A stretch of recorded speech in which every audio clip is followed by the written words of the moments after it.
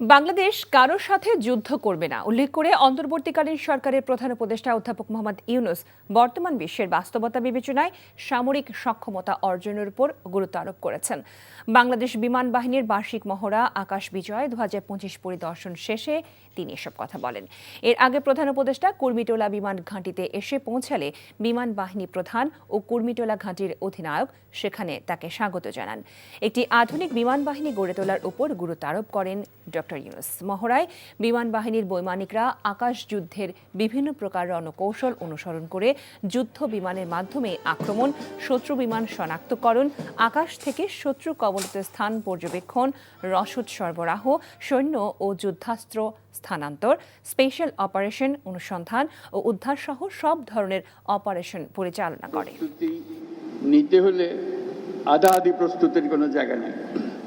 জয়ই তার একমাত্র অপশন। পরাজয় এখানে কোনো অপশন হতে পারে না।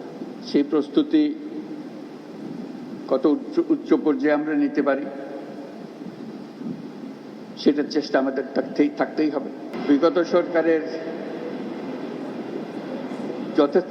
যথেচ্ছাচারের কারণে যা ছিল তাও লুটপাট হয়ে গেছে। এই পরিস্থিতিতে আমাদের সামগ্রিক স্ট্র্যাটেজি ঠিক করতে হবে। শান্তির দিকে আমাদের হাত বাড়িয়ে রাখতে হবে সবসময়। বান্ডেল থাকলে প্রতি সেনমানিতে টাকা বাঁচবে। বিকাশ সেনমানি বান্ডেল কিনে জিতুন প্রতি লেনদেনে।